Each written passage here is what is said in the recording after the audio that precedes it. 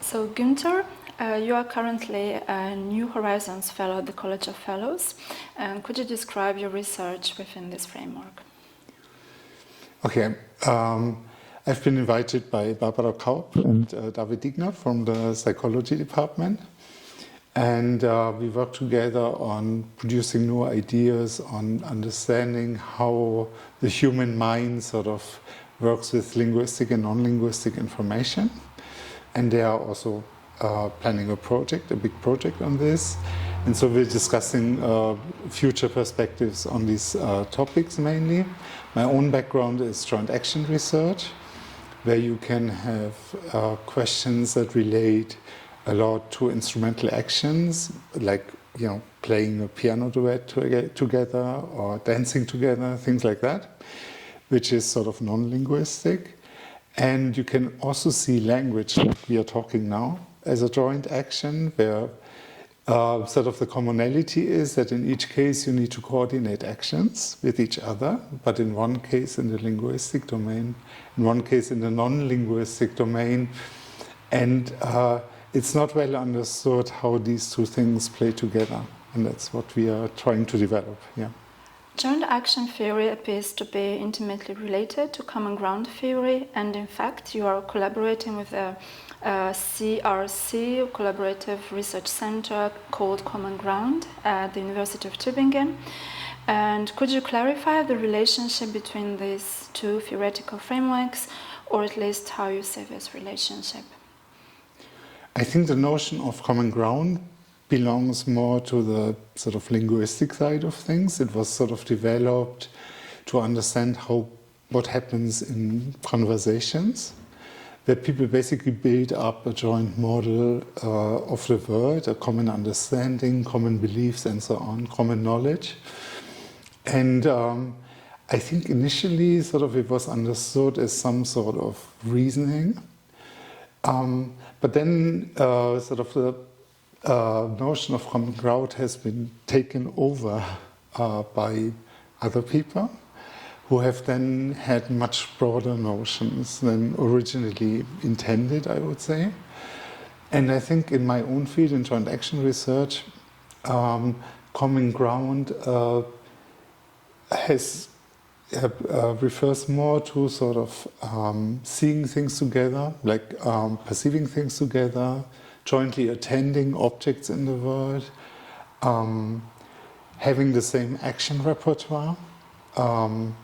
I don't know, maybe, mirroring theories that sort of postulate that when we observe somebody else's actions, we somehow simulate it in our own mind, in our own action system.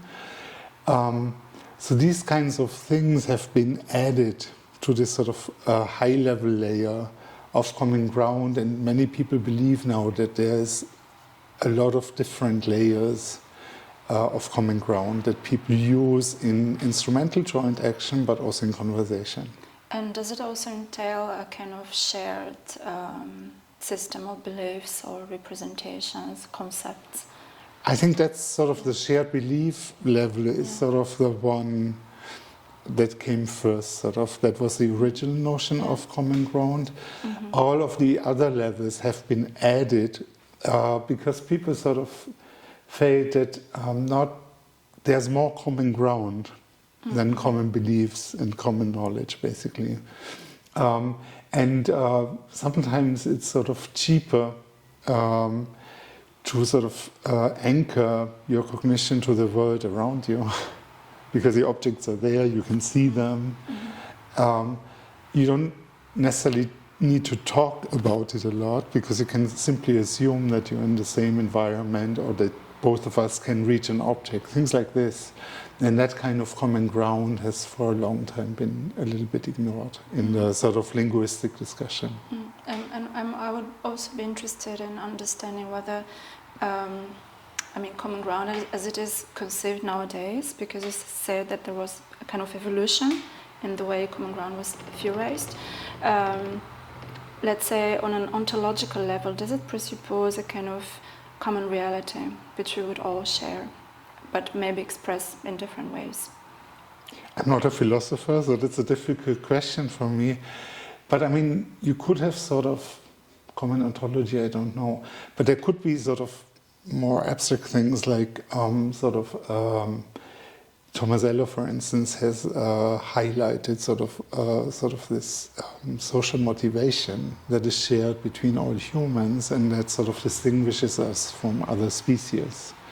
So maybe that would be one sort of approach to answer that question. Well, anyway, we will come back to Tomasello towards the end of the discussion.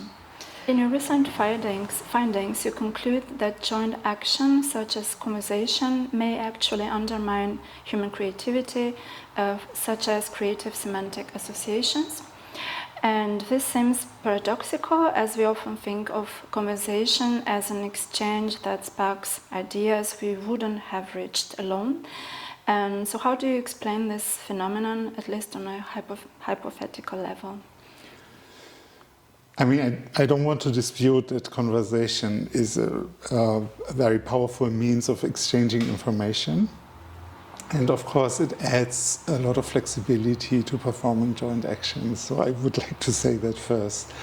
What we did in this particular study is we raised the question of whether sort of far semantic associations, sort of relating concepts that are not very close together, which is sort of part of the creative thinking process, whether that very specific kind of creative thinking might benefit or not from talking or being in a conversation, being in a joint action.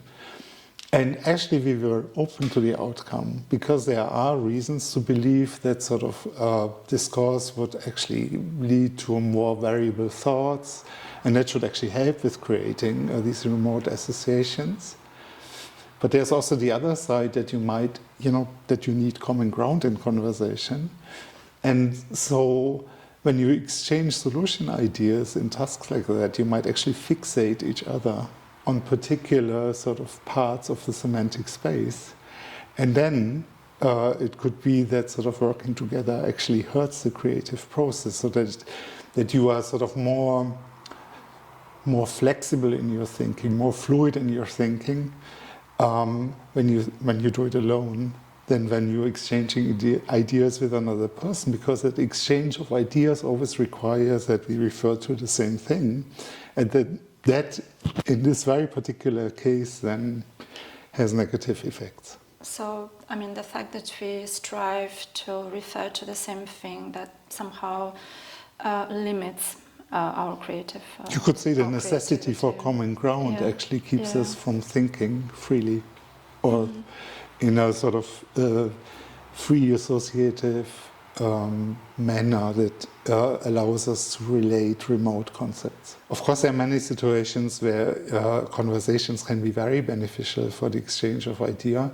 I think sort of the main situation that I see where it's beneficial is when people have distributed expertise. So when you know things that I don't know, and I know things that you don't know. But even then, of course, it's not guaranteed that we have a very effective conversation.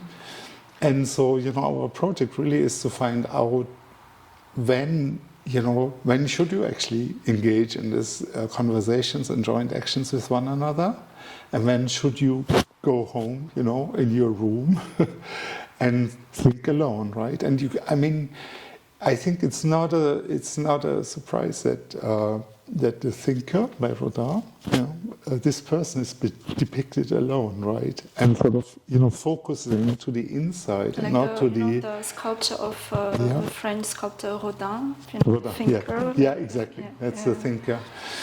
So, thinking is depicted often as something that you do sort of inside and that is very private somehow.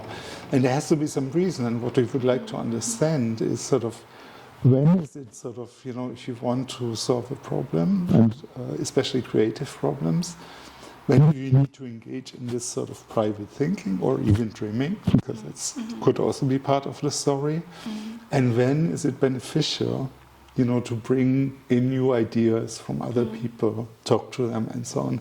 And it could be a mix that helps. So one idea would be that you go out in the world, you find ideas from other people, you talk to them, and then you need an incubation phase. Okay. Then you need to be alone, and then maybe you meet again. You can integrate. Maybe there are sort of interactional patterns that we can discover that would actually support creative thinking. Yeah.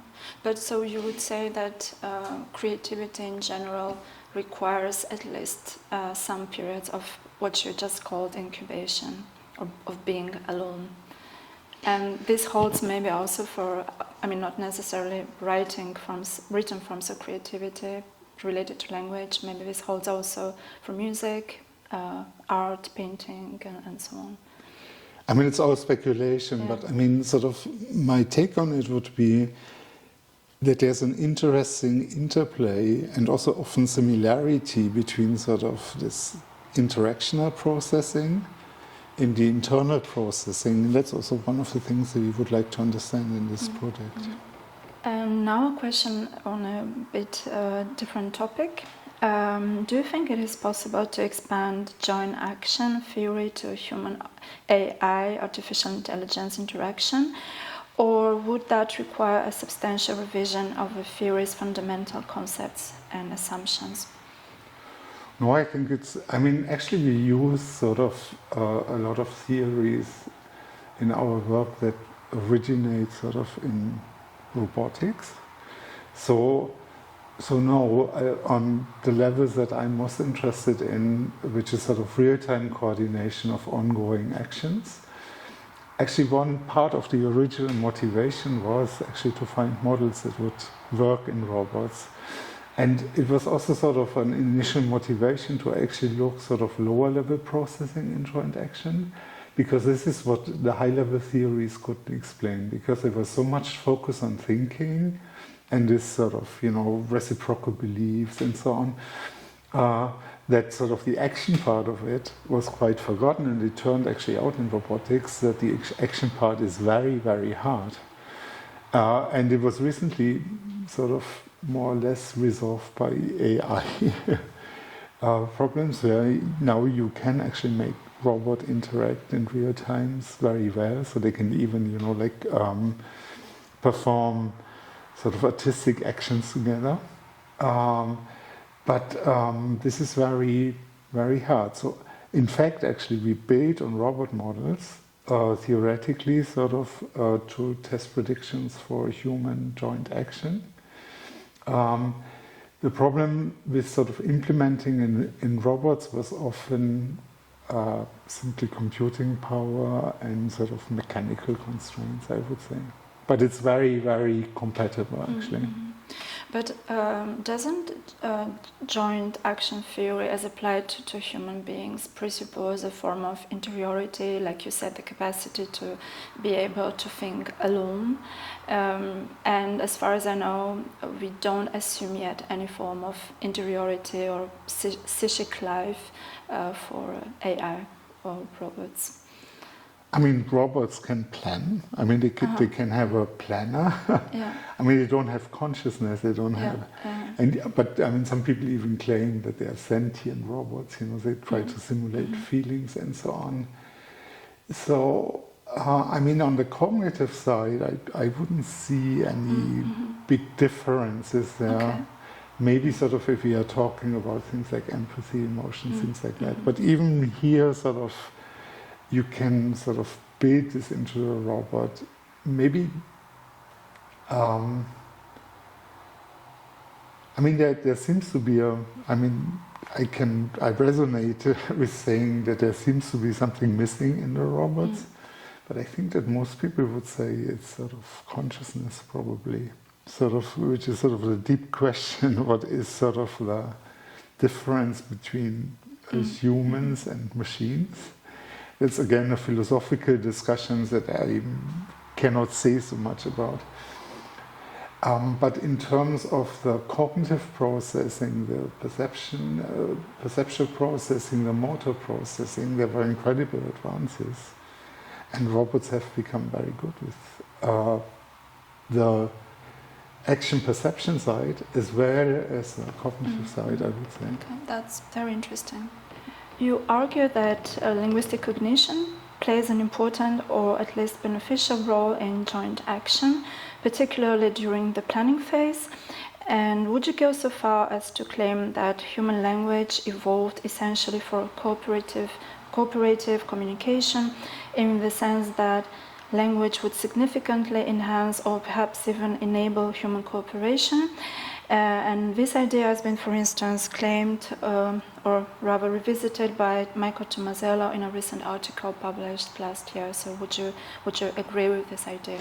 Yeah, I mean, I would say that my own work is very much inspired by Mike Tomasello, and I was also involved in collaborations where we basically looked at exactly that. So we had a big sort of European project where we looked at the relationship between sort of action coordination, communication, and cultural transmission. And this was very much influenced by Tomasello and his ideas.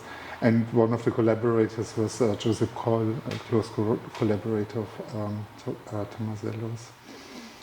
Yeah, and I mean, what I find interesting, so I think Mike Tomasello has sort of, in much of his work, focus on sort of the motivational part, sort of this shared social motivations that humans have to collaborate, but also to teach, that you don't find in the great apes as much. And he has sort of claimed that cognition was not so different, at least in some of his publications. I think I would think that still think that there's also differences in cognition a lot, and that especially sort of all of the processes with language that they in fact really evolve to make joint action more flexible. And you can imagine, like, sort of I imagine it that early joint actions were sort of more or less driven by the environment. So you can imagine sort of a group of individuals of some kind that encounter a huge obstacle that they want to remove. So, you know, the obstacle basically tells each of them that it has to be removed, right? Because it's in the way of something nice, maybe food, and so on. So you can imagine the situation. And sort of, so you can have sort of joint action coordination, I would say, without sort of a prior agreement or a prior plan. But it's sort of quite limited. If we can talk to each other, we can sort of making plans that are completely detached from the environment that surrounds us. And of course that increases a lot the flexibility of joint action, also sort of the scope of joint actions we can consider, and so on. So language has a big role to play there. The interesting question is sort of, you know, how could this evolve? You know, how do we get from this very simple situation to, you know, our discussion that's completely detached, but in some sense also always points back to possibilities of acting together, right? We could talk about the studies that we plan to address this and so on, that would at some point end in, you know, sort of, let's say, a student running participants in an experiment, right? And so on, in some concrete action, let's say, so on. Yes, I mean, language adds a lot of flexibility. It totally enhances the scope of joint actions. But there are, even now, many parts of the joint actions that are not language related, and still maybe also benefit from language. So maybe if I can give another example, is where we were surprised to find that language would actually help in a very unexpected way, is work songs. What? Work songs. Work songs. Okay. So, you know, when you hoist a sail, or when you sort of driving a big pole or so, sort of all of the workers have to, in really heavy work, have to apply sort of force at the same time. And in order to apply the force optimally, you need to be synchronous. And there are language, for instance, and sort of rhythmic vocalizations singing can actually help to get the joint action right, which is sort of an influence that you wouldn't necessarily expect, right? Because sort of language normally does sort of the planning part, but it can even help sort of with the implementation and with the coordination part. But isn't it that what helps or enables joint action is a very particular use of language, which is, I would say, rather simple and unambiguous, but that doesn't, cover all possible language uses, and as we know, language can be highly ambiguous, highly complex, and if you would use this type of language for joint action, it would have probably the reverse effect. So basically my question is whether you can reduce the scope of language to joint No, action. I don't. Or communicative context. No, I don't want to reduce the scope of language, but I think sort of, I follow also Herbert Clark sort of in saying sort of that language is a form of joint action, and sort of I'm also convinced that joint action with Tomasello actually sort of started out as sort of collaborative action between cooperation, and then sort of the cooperation sort of afforded sort of creating more mental representations and in order to be able to perform these joint actions more flexibly. And then I guess at some point, sort of the planning process became totally detached from the joint actions, and that's sort of when the flexibility exploded, because then you can navigate a mental space together, and not only sort of produce common outcomes in the environment. But sort of for me, the evolutionary question really is, how do you get from one to the other? And what are sort of possible steps in between? Because sort of many sort of stories in language evolution imply a sudden jump or a sudden mutation, like the something like that. Exactly. The theory of universal grammar, of which That's we're right, talking. yes. So, and I find that utterly implausible. And so, I'm very interested in everything that's sort of in between, and that could be sort of points where it develops, and it has to be perhaps also some sort of externalization, internalization process, so that sort of aspects of like turn taking, right, in the social interaction, sort of get internalized, and then even sort of affects how we can sort of think internally and back. So, So would you say that perhaps a more abstract and complex use of language evolved stepwise, inside of this context of joint action, and detached in the end itself from this very concrete context? Yes, and as soon, I think, as the implementation and the planning stage sort of get separated, so we talk about the joint action we are going to be performing in advance. I think at that step, sort of language had its own requirement, because then you go from sort of the necessity of achieving the joint outcome together to the necessity of sort of conveying information and exchanging information in an effective way. But maybe it's also about, not only about exchanging information, but also about conceiving something that doesn't exist yet. And here maybe language plays also a crucial role. That's right. I just wanted to make the point that, you sort of, the optimization is not towards the joint action anymore, but it's towards the sort of planning, language process itself. And then you have a whole new story to tell, I suppose. I see. Yeah. Well, thank you very much, Günther, for this fascinating discussion. Okay, thank you.